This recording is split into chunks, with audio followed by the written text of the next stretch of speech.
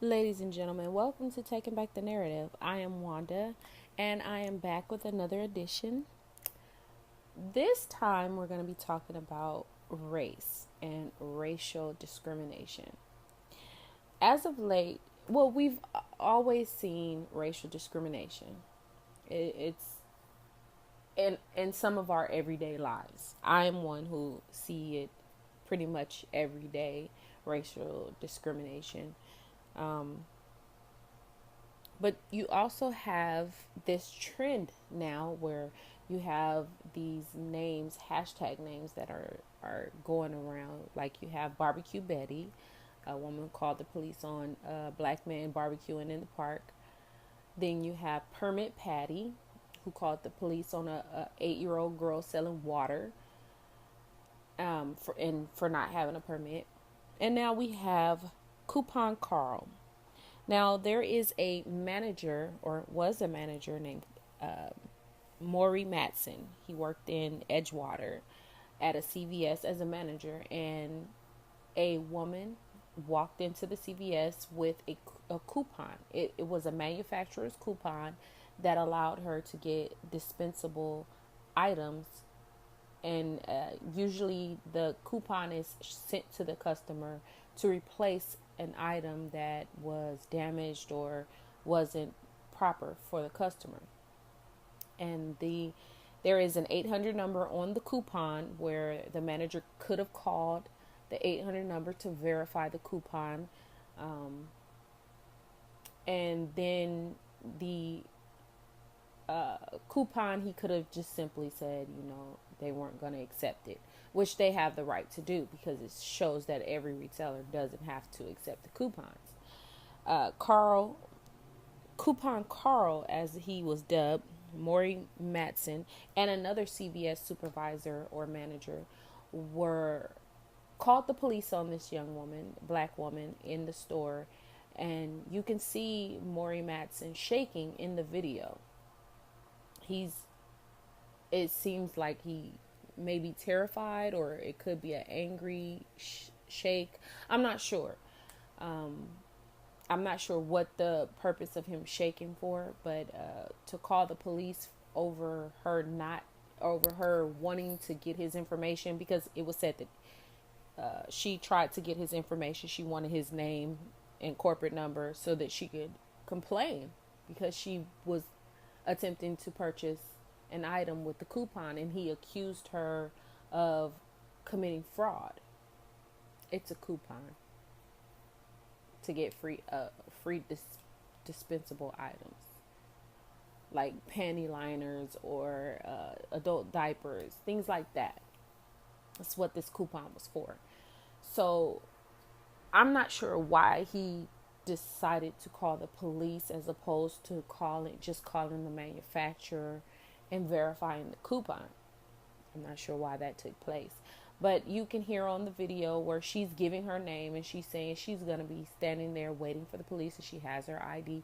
And I've looked at a few reviews that people have had in regards to this video of how they perceived what happened and why it happened and whatnot. And I noticed that a lot of white men would say, well, if she wasn't so combative, and if she didn't display attitude, if she was just polite or whatnot or whatever. And I'm just like, you don't know if she wasn't polite or whatever. And he pretty much, one guy was saying, oh, first thing everybody wants to do is pull out their camera phone and record it instead of just being polite and whatnot. And I'm just like, how is it that you're upset that this woman pulled out her camera to record the altercation to make sure her side is told the proper way? Because of course we are said to be more aggressive and angry when indeed in times we're not. It bothers me a lot that people, they can get upset and express themselves, but then the moment that a woman of color does it, black women, we're labeled angry black woman. That bothers me a lot. I'm not allowed to approach any kind of situation in any way other than being, it seems that they want us to be submissive. They want us to just be quiet and just bow down or whatever the case may be. And I I have been in situations where someone will say something to me and it will be in an angry way. And then when I respond, oh, you just an angry black woman. Okay, but weren't you just angry with me? Weren't you just yelling with me? That bothers me a lot. It's a double standard. But anyways, Carl, or Maury Matson, let's call him by his real name, aka Coupon Carl, called the police on this woman behind a coupon. And people are saying, you know, just be more polite. Why do you have to pull out your phone? Well, we have to pull out our phone to ensure that we're not going to be one of the ones shot and killed in these stores. We've watched what happened to Sandra Bland Castillo, Fidel Castillo. We've watched what happened to Tamir Rice. We've been watching what's been going on in this country when it comes to people of color and the irrational fear that people have of people of color. And we hear, oh, if you would have just complied. But we're seeing all these people of color without weapons being shot down in the street. It doesn't matter if you're complying or you can be reaching for your cell phone and be shot and killed. She was in a situation, this woman in the CVS was in a situation where this man is shaking. So he's displaying a sort of fear, as if he fears for his life or his safety or whatever the case may be. And she's not anywhere near him. I don't see her charging at him. She's recording this for her safety. Whether people understand it or not, if you don't experience people being afraid of you simply because your skin color is black, you will never understand. If people haven't feared you because of your skin color, you will never understand. You can't tell me how to react and how to treat a situation when you've never been in that situation. We as a people have to think smarter and do things. We have to move in ways that protect our lives, because at the end of the day, I want to go home to my kids.